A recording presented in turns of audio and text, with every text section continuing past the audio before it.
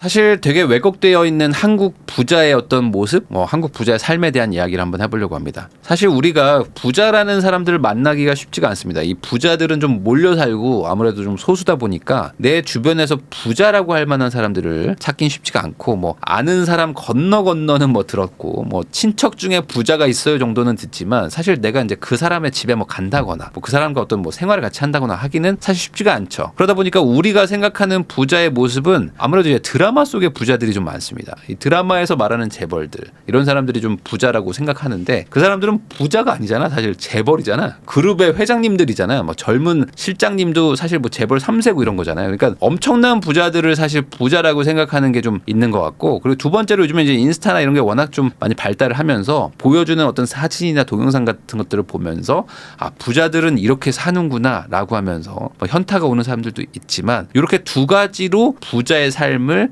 나름대로 상상하고 있지 않나라는 생각을 해봅니다. 자, 그러면 이게 진짜 부자들의 삶인가를 한번 생각을 해봐야 되는데, 부자 관련된 보고서들이 가끔씩 나오긴 나와요. 그런데 이런 것들을 보면은 사실 아까 우리가 말했던 부자의 어떤 상상하는 모습과는 조금 좀 차이가 있는 게 사실입니다. 특히 이제 부자들은 부자가 된 이유가 있을 거 아닙니까? 그런 것들을 보면은 뭔가 이 소비 그리고 뭔가 내가 플렉스 이런 거를 많이 할 것처럼 생각하시지만 사실 그렇지 않습니다.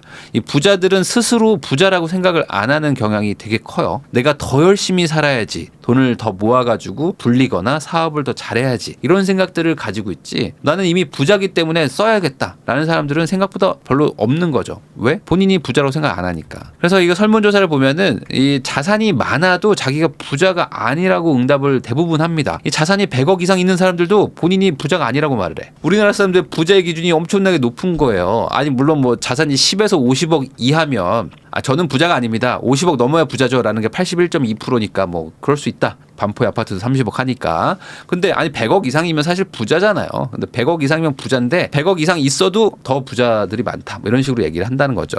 그래서 실제로 100억 이상 자산가 중에 자신이 부자라고 대답하는 비율이 한 20% 정도라고 보시면 될 것 같습니다. 그러니까 그만큼 더 많은 부자들이 많다라고 생각하는 것도 사실인데, 우리는 이제 이렇게 생각하잖아요. 부자들은 보통 이제 멋진 집에 살고 멋진 차를 타고 여행을 엄청 다니고 플렉스를 엄청나게 하기 때문에 인스타랑 이제 드라마가 다 배려놓은 거지. 그런 것들을 보면서 나도 부자 돼가지고 여행 가고 차 사고 멋진 집에서 살아야지 이런 생각들을 하게 마련인데, 실제로 이제 부자의 등급에 가 있는 분들은 소비보다도 사실상 이제 사회적 위치나 아니면 내가 가지고 있는 어떤 사업체가 얼마나 사회적으로 좀 유명한가, 그다음에 어떤 이제 내가 어떻게 사회적으로 좀 기여를 하는지, 지역의 어떤 인맥이나 이런 것들을 영향력 이런 거를 조금 더 부자의 기준이라고 생각을 한다고 합니다. 그러니까 사실상 우리가 생각하는 거랑은 약간 좀 다른 거죠. 이 부자들이 자산 현황을 보면은 우리가 생각하는 거랑 좀 다를 수도 있습니다. 보통 부자들은 이제 대출이 엄청 많아가지고 사실 대출 때문에 되게 힘들어할 것 같다 이런 생각을 하실 수도 있지만, 실질적으로 보면은 이제 부동산이 보통 이제 한 40억 정도, 그러니까 부동산 자산이 대부분이고요. 그 다음에 이제 금융자산, 주식이나 이런 거겠죠. 예금 주식이 한 20억 정도 되고, 실물 가상자산 해가지고 금이라든지 미술품, 코인이 별로 없지만 어쨌든 그런 것들이 조금 3억 정도, 거의 없습니다. 그리고 이제 실질적으로 대출이 많이 없어요. 대출이 한 1억 6천 정도. 그러니까 자산이 한 60억 정도 있는데 대출이 별로 없다. 거기다가 이제 임대 보증금도 사실상 한 4억 정도라고 합니다. 그러니까 순자산이 60억인 거예요. 실질적으로 자산이 66억인데 대출이 6억밖에 안 돼. 남의 돈이 6억밖에 안 되고 순자산이 많더라. 그러니까 대출이 생각보다 없는 거죠. 그러니까 자산에서 부채가 차지하는 비율이 10% 수준이라는 겁니다. 자, 그러면 여기서 이제 이해가 안 되시는 분들도 있을 거예요. 아니 그럼 대출 안 받고 어떻게 부자가 됐지? 라는 생각을 하실 수도 있지만, 대출을 많이 갚는 것도 맞다고 생각합니다. 보면 이제 부자가 되신 분들 중에 대출이 많은 분들이 그렇게 많지 않아요. 그러니까 실질적으로 대출 되게 싫어하고 남의 돈 가지고 하는 거 싫어하고 가능하면 내 돈 가지고 하려고 하시는 분들이 훨씬 많고요. 그 다음에 두 번째가 이제 장기 투자인 거죠. 저는 이게 둘 다 맞다고 생각하는데, 장기로 투자하시는 분들이기 때문에 상대적으로 대출이 없는 거예요. 제가 투자한 건물도 보면은 그게 땅값이 거의 70몇 억이거든요. 근데 사신 분이 7억에 샀어. 그래서 7억에 사셔가지고 70억 될 때까지 들고 계셨던 거예요. 그러니까 실질적으로 대출이 거의 없죠. 7억에 사는데 대출이 얼마나 있겠어. 물론 살 때는 되게 비쌌습니다. 그 당시가 당연히 이제 경제가 더 작았기 때문에 7억이 지금의 7억은 아니지만 7억에 산 거를 70억이 넘을 때까지 가지고 계셨던 거죠. 그러니까 실질적으로 대출을 싫어하기도 하고 장기 투자하는 것도 맞다. 그러니까 이제 나이가 어느 정도 되셔가지고 부자가 좀 되신 분들이 훨씬 많은데 이런 분들 입장에서는 대출이 별로 없는 거죠. 그래서 이걸 또 오해하시면 안 되는 게 그럼 대출 없이 부자가 될 수 있구나라고 생각하시겠지만 그게 아닙니다. 그런 분들도 다 젊을 때는 대출을 많이 받았죠. 대출을 많이 받고 그다음에 장기적으로 자산이 상승할 동안 대출을 이제 늘리지 않았던 거죠. 그러니까 열심히 돈도 벌고 그리고 꾸준히 불리기도 했다. 라고 보시면 될 것 같습니다. 자, 응답자가 300명인데 그중에 자가 보유 비율은 100%입니다. 그러니까 이제 부자가 되면 당연히 집을 산다고 하는 거죠.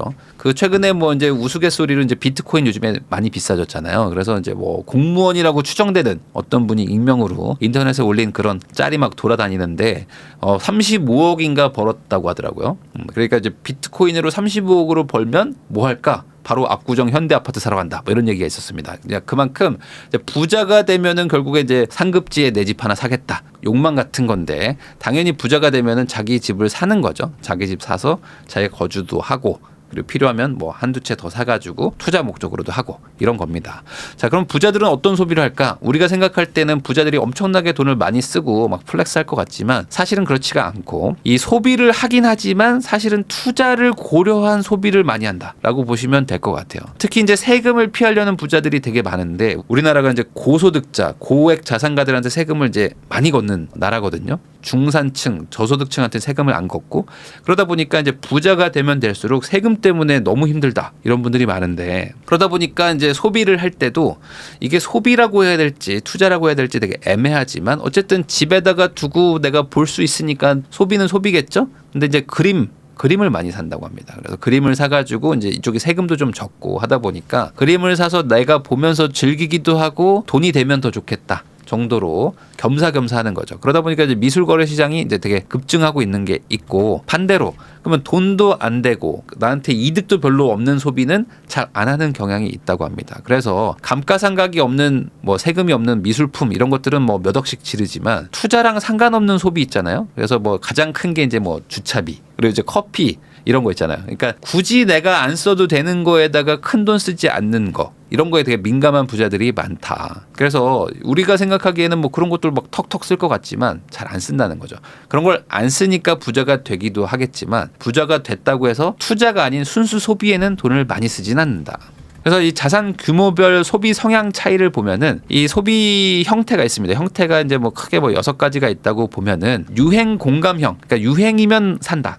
그리고 자기 표현형이 이제 플렉스를 한다라고 보시면 됩니다. 요 두 가지가 이제 소위 말하는 우리가 생각하는 상상하는 부자의 모습인데 이렇게 하는 분들은 30%가 안 돼요. 그러니까 자산이 100억이 넘어도 대출도 별로 없는 자산가여도 플렉스를 하는 사람은 거의 없다는 거죠. 대부분은 다르게 삽니다. 자기 보상형이 꽤 많거든요. 자기 보상형은 뭐냐면은 뭐 내가 이제 유행을 따라간다거나 플렉스를 해서 남한테 뭐 보여주는 소비를 하지는 않는 거고 우리 가족 나에게 돈을 쓴다는 거죠. 그러니까 예를 들어 여행을 가면은 좋은 호텔에 간다거나 뭐 비즈니스를 타고 간다거나 이런 모습을 보여주는 게 자기 보상형. 요 부분이 한 20% 정도 되고요. 또 한 20-30% 되는 게 또 가치 소비형 해가지고 사회적으로 뭔가 의미 있는 거는 돈을 좀 쓰겠다. 뭐 친환경이라든지 뭐 유기농 뭐 이런 거는 뭐 사는 거죠. 그런 게 아닌데 그냥 유의미하지 않은 어떤 소비는 잘 안 하는 뭐 그런 것들을 하시는 분들도 많다고 합니다. 거기다 또 이런 분들도 많아요. 필수 소비형. 그러니까 한마디로 그냥 돈을 아예 안 써. 내가 돈 버는 게 얼마나 어려웠는지 아니까 돈 쓰는 게 싫다는 유형인 거죠. 나를 위해서 아예 안 살 수는 없지만 애를 위해서 조금 사거나 아내도 돈을 잘 안 쓰고 그냥 돈을 계속 모으거나 불리기만 하는 사람들도 꽤나 많습니다. 이런 사람들이 거의 대부분이라는 거죠. 물론 부자들이 여행을 안 가는 것도 아니고 소비를 안 하는 것도 아닙니다. 하긴 하죠. 하긴 하지만 그냥 우리가 생각하는 것처럼 엄청나게 돈을 많이 쓴다거나 뭐 소득의 대부분, 뭐 자산의 대부분을 막 소비를 위해서 산다. 이런 비중은 상당히 낮다는 겁니다. 근데 우리는 그렇게 안 하잖아요. 우리는 부자들은 이렇게 큰 돈 안 쓰는데 우리는 내 자산이나 소득 대비 아주 많은 비중을 소비에 태웁니다. 그래서 이제 우리가 아는 부자의 삶과 실제 부자들의 삶은 약간 좀 다른데 명품을 사거나 플렉스를 하거나 이게 부자 아닌가? 라고 약간 인스타에서 부자를 배우신 분들은 좀 잘못 생각하는 것도 있다는 거죠. 이 왜곡된 부자의 모습이 사실 우리나라 사회에 되게 팽배하기 때문에 이게 부자의 삶이구나 라고 생각해서 따라하는 사람들이 사실 많습니다. 요즘에 명품 많이 사는 게 조금 줄었다고는 하더라도 계속 늘고 있거든요. 백화점에서 500만 원 이상 카드 결제를 하는 매출 금액의 비율이 꽤 늘어나고 있어요. 지금 매출의 12%까지 왔습니다. 그러니까 한 방에 500 이상을 지르는 사람들이 꽤나 많다는 거죠. 그럼 이게 다 부자들이 지르는구나라고 생각을 하실 수도 있겠지만 아니라는 겁니다. 실제로 명품의 큰 손이 지금 MZ세대라고 하는데 MZ세대가 뭐 이제 당연히 20대, 30대들이잖아요. 물론 40대 조금 더 들어가긴 하지만 95년부터 2003년생 그리고 이제 1980년대부터 94년생인데 여기가 거의 한 50% 가까이 됩니다. 그러니까 명품이라는 것도 사실 어찌 보면 사치품인 거죠. 명품이 아니라 사치품이라고 불러야 되는데 이 사치품은 정말 부자들이나 살 수 있는 건데 20대, 30대가 정말 그렇게 부자일까라고 생각해 보면 아니겠죠. 그러니까 이게 내가 부자처럼 보이기 위해서 명품은 사야지라는 분위기가 확실히 좀 많이 늘었다. 라고 볼 수 있을 것 같고 그게 지금 10대까지도 내려갔습니다. 그래서 이 명품을 처음 접하는 시기가 점점 어려지고 있어요. 그래서 초등학생도 한 10%, 중학생은 한 20%, 고등학생만 돼도 거의 3분의 1 정도가 이제 명품을 이제 익숙하게 쓴다고 합니다. 이제 어찌 보면 이게 가능한가 싶기도 한데 그만큼 부모님들이 이제 안 사줄 수가 없는 그 분위기 아시죠? 우리 반에 나 빼고 다 가지고 있어. 이것 때문에 이제 싸움 몇 번 하고 나면은 야 그래 사줄게.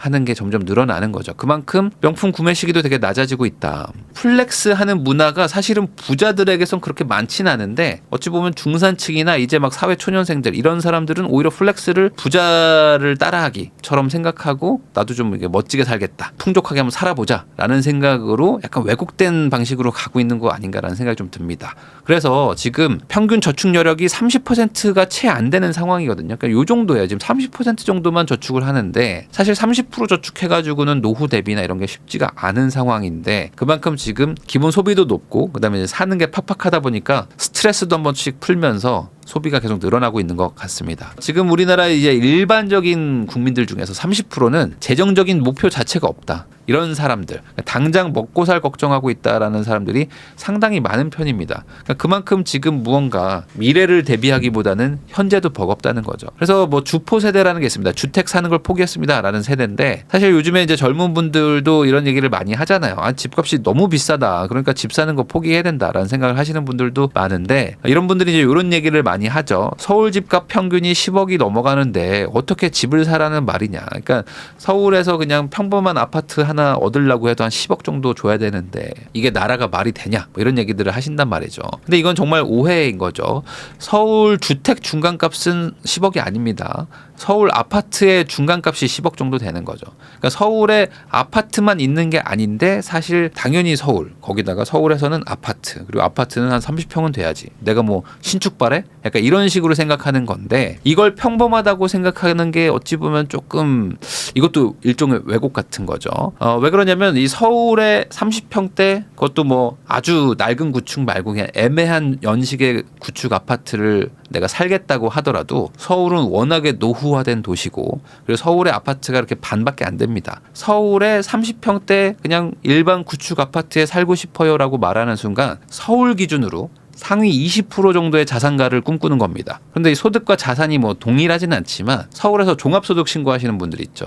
한마디로 서울에서 일해서 돈 버는 사람들의 기준으로 봤을 때 상위 20%가 1억 7천을 벌어요. 내가 소득이 1억 7천을 벌고 거기다 자산도 있어야지 사실상 이런 아파트를 살 수 있다는 거죠. 그러니까 사회 초년생이 왜 서울의 아파트에 못 살아요라는 거는 이거 안 되는 거죠. 내가 상위 20% 소득도 못 버는데 어떻게 여기에 살 수 있겠습니까? 기존에 40대, 50대, 60대 분들이 평생에 걸쳐서 돈 모아서 지금 사기도 힘든 건데 그래서 이 평균이라는 게 사실 되게 높게 보고 있는 게 사실인 것 같아요. 그래서 돈이 너무 부족하다고 많이들 말씀을 하시지만 한국 사회가 돈을 너무 많이 쓰는 것도 맞지 않나라는 생각도 합니다. 이게 평범이라는 거, 그러니까 나는 왜 평범하게 못 살아요? 라는 게 우리는 되게 상위층, 되게 상류층의 직전에, 그러니까 재벌처럼 아니지만 내가 왜 약간 중견기업 회장님처럼 못 살아요? 약간 이런 느낌으로 생각하는 분들이 많은 것 같아요. 그러니까 이게 또 왜곡돼 있는 것이다. 그래서 이 장 보드리아르라고 해서 요 분이 이런 얘기를 했습니다. 사람들은 모두 파노플리 효과에 노출되어 있다. 이 파노플리 효과라는 게 뭐냐면 이런 겁니다. 특정 상품을 사면은 동일 상품 소비자로 예상되는 집단과 자기가 동일시되는 현상입니다. 이 물건을 사면 저 사람들처럼 되는 거야. 그러니까 인스타든 뭐 드라마에서 보는 뭐 재벌이든 부자든 간에 저 사람들은 이런 걸 사겠지라는 생각으로 약간 왜곡하고 있으니까. 뭐 왜곡은 아니죠. 사긴 사니까. 그렇지만 많이 안 사는데 우리도 저런 걸 사면 저 사람들처럼 되는 거겠지라면서 저 사람들은 뭐 소득의 뭐 5% 10%를 쓰는 거를 우리는 소득의 60% 70% 어떤 사람들은 소득의 몇 배를 써가면서 똑같이 하려고 하는 효과들을 보이고 있는 거죠. 그래서 이 왜곡된 부자의 모습을 사실 상상하면서 일종의 이상한 소비를 하고 있는 게 아닐까라고 한번 생각도 해봐야 됩니다. 부자들도 그렇게 안 하는 사람이 훨씬 더 많은데 우리는 그게 뭔가 부자 그리고 내가 저렇게 워너비처럼 돼야지라고 생각하면서 이 비싼 물건들을 사 모으고 있는 게 아닌가. 근데 이게 뭐 투자 가치가 있거나 감가상각이 안 되는 물건이라면 부자들도 턱턱 지른다고 했잖아요. 근데 우리는 대부분 그런 게 아니라 감가상각도 엄청나게 심하고 그리고 단순 소비에 돈을 쓰시는 분들이 훨씬 많은데 그런 물건들이 내 인생을 책임져 주지는 않는다는 거. 요즘에 이제 100세 시대죠. 그렇다 보니까 이제 30년 정도 일해가지고 나머지 30년을 살아야 됩니다. 그러니까 30살 전에 겨우 취업을 해가지고 60에 은퇴를 하면은 이제 90까지는 그 30년 동안 번 돈 가지고 어떻게 살아야 된다는 건데 이 30년을 어떻게 살지에 대해서 사실 많은 분들이 잘 생각을 안 하고 있는 분들이 많습니다. 그래서 지금도 사실 저축이 힘들어요 하시는 분들도 많은데 그러면 어떻게 할 것인가? 10년 지나면 보통 저축이 더 어려워지거든요. 그러니까 내가 버는 돈보다 이 지출이 많이 늘어납니다. 그러다 보니까 이제 저축액이 더 떨어져요. 그러니까 지금도 저축이 안 된다. 내가 뭐 숨만 쉬는데 돈이 나가요. 이렇게 생각하지 마시고 내가 지금 너무 많이 쓰고 있는 거 아닌가라고 한번 돌아볼 필요도 있습니다. 내가 하고 있는 것 자체가 평범한 게 아니라는 거죠. 너무 높게 소비를 하고 있는 걸 수도 있습니다. 드라마나 인스타에 나오는 부자의 모습을 사실상 우리가 왜곡하고 있다. 그러니까 부자들이 그렇게 다 돈 많이 쓰고 부자들이 그렇게 다 열심히 막 플렉스하고 하는 거 아닌데 그 인스타의 어떤 특정한 사람들, 특정한 모습을 보면서 나도 모르게 파노플리 효과에 빠져가지고 같이 하고 있는 건 아닌지도 한번 되돌아보는 시간이 필요할 것 같습니다.